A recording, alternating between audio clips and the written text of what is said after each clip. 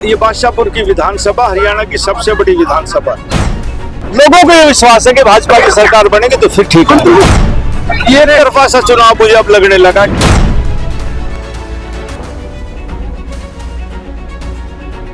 जब मैं चुनाव ना लड़ा, गुड़गांव में सड़कों की दशा कैसी थी कि राजनीतिक ताकत पाने के लिए कुछ राजनीतिक शक्ति भी आपको दिखानी पड़ेगी।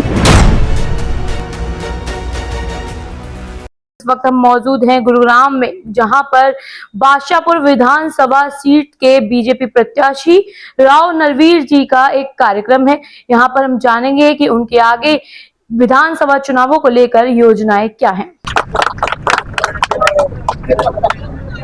यहाँ उपस्थित सभी आरडब्ल्यू के पदाधिकारीगण, उपस्थित सभी सम्मानित बुजुर्गों, माताओं, बहनों, नौजवान भाइयों, प्यारे बच्चों, आप लोगों ने जो मान सम्मान दिया, इसका मैं आप सबका तहे दिल से शुक्रिया अदा करता हूँ। और भारतीय जनता पार्टी के प्रत्याशी के तौर पर आपसे वोट की विनती करने के लिए आया हूँ। 2014 में भी मैं भारतीय जनता पार्टी का प्रत्याशी था, चुनाव लड़ा, आप लोगों ने भारी बहुमत से मुझे यहाँ से जिताया, सरकार बनी, मैं मंत्री बना और जो कुछ मुझसे बन पाया वो मैंने काम करने की कोशिश की। भाई नरेश ने तो बहुत बड़ी बड़ी बात कह दी कि मैं सब कुछ करा दूंगा। भाई मैं चांद तारे सितारे ना तोड़ के ला पाया, ना तोड़ के ला पाऊंगा, लेकिन एक एमएलए, एक मंत्री के हैसियत से जो कुछ नरवीर सिंह कर सकता है वो गुड़गांव जिले के लिए कर दूंगा, ये कह के जाता हूँ। हमारा यह गुड़गांव जिला जो हरियाणा के खजाने में सबसे ज्यादा पैसा देता है। 1 नवंबर 1966 को जब हरियाणा बना तो 7 जिले थे हरियाणा में, उनमें एक गुड़गांव जिला था।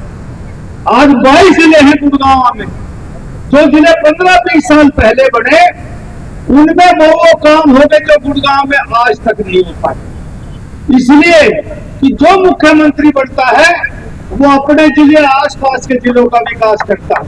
साथियों, 2014 से पहले गुड़गांव की स्थिति, जो लोग यहाँ गुड़गांव में 2014 से पहले रहते हैं, तकरीबन लोग यहाँ 2014 से पहले रहते हैं, क्या हालात थे गुड़गांव में, और 2014 से 19 में कितने हालात हमने बदले।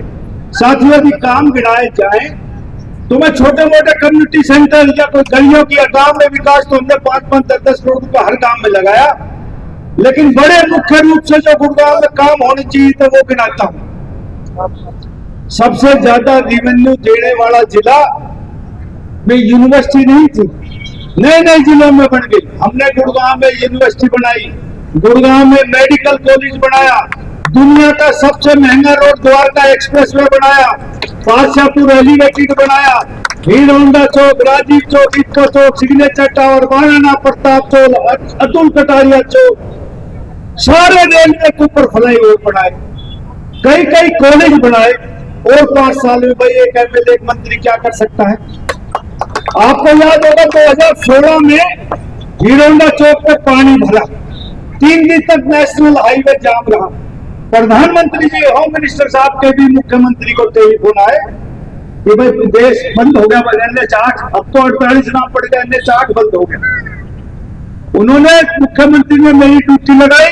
आज 2024 है, कभी पानी भरा हो तो बताओ। हमने ऐसा इंतजाम किया कि भाई कितनी ही बारिश पड़ जाए गुड़गांव में, हीरोंडा चौक पर आपको बारिश नहीं, पानी नहीं भरेगा। ऐसा सौंदर्यीकरण किया इस बादशाहपुर डैम का। मैं आपको भी निमंत्रण देता हूँ, उस पर बहनों बुजुर्गों एक बार घूम का 8 किलोमीटर का ट्रैक 20 करोड़ रुपए हमने लगाए।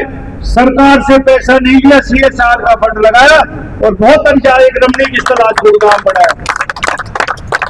2019 में जब मैं चुनाव ना लड़ा, गुड़गांव में सड़कों की दशा कैसी थी, हालात क्या थे, प्रशासन कैसा था, आज 5 साल के बाद कैसा है, आम आदमी रोता है। गुड़गांव का प्रशासन लापरवाह हो गया, गुड़गांव की सब सड़कें टूट गई। मैं भी अपने टाइम में 2 काम नहीं कर पाया, हॉस्पिटल की बिल्डिंग के ऑर्डर तोड़ने के करके गए, 5 साल में वो टूटी, और बस स्टैंड के भी ऑर्डर टूटते गए और टूट नहीं पाए। नया उसका शिलान्यास इन 5 साल में हम नहीं कर पाए, क्योंकि 2019 में भाजपा की सरकार ना बढ़ के 2 दलों की सरकार बनी, बीजेपी प्लस AJP। और साझे के काम में तो ऐसा ही काम चलता है। साझेदारी के काम में ज्यादा काम नहीं होते, इसलिए गुड़गांव में विकास का काम नहीं हो पाया। अब 2024 का चुनाव है, आप लोगों ने फैसला करना है कि इस गुड़गांव की दिशा और दशा कहां लेके जानी है। साथियों, हमारा ये बढ़ता हुआ शहर है। मैं छोटा था जब, इसकी आबादी 30,000 थी इस गुड़गांव की। लोग इसको गुड़गांव नहीं कहते थे, इसको छावनी कहते थे।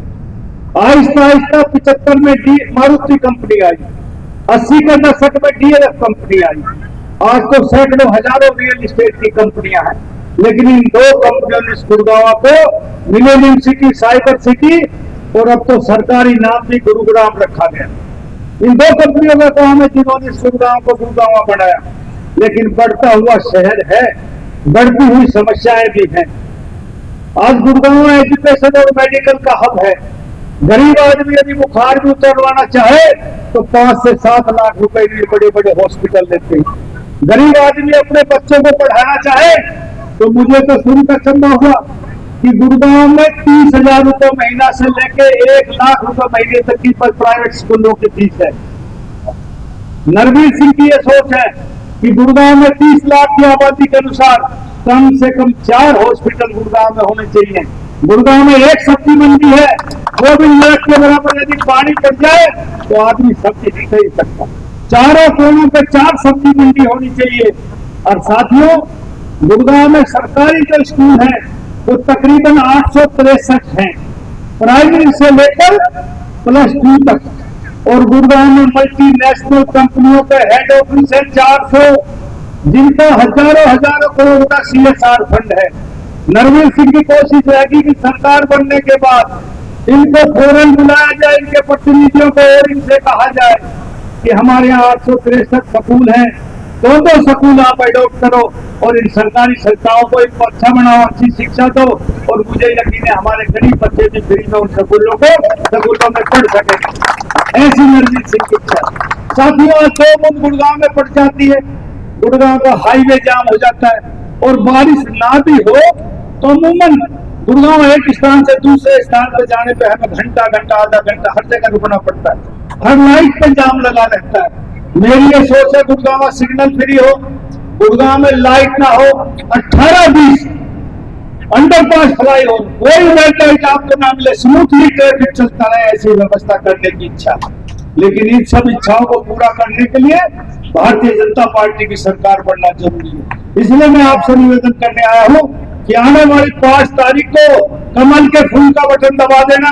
मैं आपको विश्वास दिलाता हूं, पहले भी काम किए हैं और आने वाले समय में भी जो आपने सोचा नहीं है वो इस गुड़गांव जिले में हम काम करेंगे। और साथियों, एक निवेदन और करता हूं, सभी राजनीतिक पार्टियों के लोग या जो निर्दलीय लड़ते हैं, जब नॉमिनेशन भरते हैं तो सब अपना अपना शक्ति प्रदर्शन करते हैं, जलसा करते हैं, जलूस करते हैं। मैंने कोई जलसा जलूस नहीं किया, 5 आदमी गए, नॉमिनेशन भर के आ गए। और भाई, लेकिन राजनीति में रहने के लिए राजनीतिक ताकत दिखाना जरूरी है। उस समय भादों का महीना था, भादों का महीना खत्म हो गया, बारिश ठीक हो गई, गर्मी भी कुछ कम है। मैं अमित शाह जी से मिला तो मैंने उनसे रिक्वेस्ट की, साहब एक बादशाहपुर में जनसभा करनी है, तो उन्होंने कहा मैं जरूर आऊंगा। तो चुनाव से 5-7 दिन पहले एक जनसभा होगी, उसका स्थान, उसका टाइम, उसकी डेट आपको पता लग जाएगी। मेरा हाथ जोड़ के निवेदन है कि राजनीतिक ताकत पाने के लिए कुछ राजनीतिक शक्ति भी आपको दिखानी पड़ेगी। इसलिए आपसे निवेदन करता हूं कि उस जनसभा में आप ज्यादा से ज्यादा आए और उस जनसभा को कामयाब बनाएं। और मैं अपनी तरफ से विश्वास दिलाता हूं कि जो इच्छा और उम्मीद आप राम नरवीर सिंह से लगाएंगे, उससे भी ज्यादा काम इस गुड़गांव जिले और शाहीनबाग के लिए करूंगा। जय हिंद, राम राम। और भाई, सही बात तो ये है, मैं कई बार आया हूं, चुनाव के दौरान भी आया, चुनाव के बाद मंत्री बनने के बाद भी आया, लेकिन जो गैदरिंग आज हुई है ना, मैं सभी माताओं को प्रणाम करता हूं, सभी बुजुर्गों को नमस्कार करता हूं। और भाई, मजबूरी है कि 9 प्रोग्राम है आज, इसलिए फिर आऊंगा। भाई नरेश सिंह जैसे कहा ना, आप सबसे खूब सबसे बात करेंगे, और जैसे चुनाव खत्म होंगे आपके यहीं आऊंगा और खूब बैठेंगे। खूब बतलाएंगे, कुछ जो आप कहोगे वो करेंगे।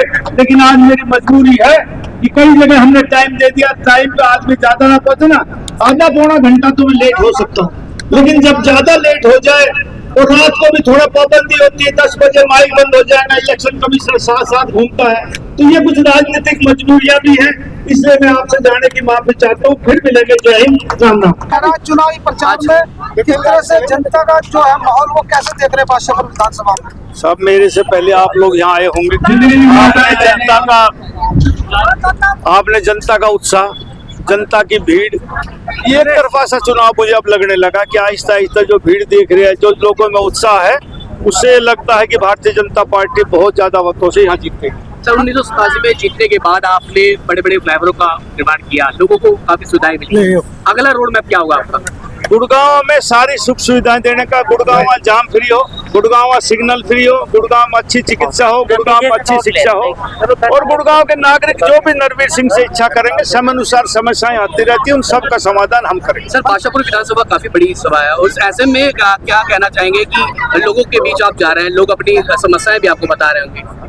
गुड़गांव ये बादशाहपुर की विधानसभा हरियाणा की सबसे बड़ी विधानसभा है, और लोगों को विश्वास है कि नरवीर सिंह हमारे दुखों का हरण कर सकता है, सरकार में काम कर सकता है, तो इसीलिए लोगों का इतना हजूम आपके सामने आ रहा है। हर आदमी को, छत्तीस बिरादरी को, लोगों को नरवीर सिंह और भाजपा पे विश्वास है, और आने वाले समय में भाजपा की सरकार इस प्रदेश में बनने जा रही है।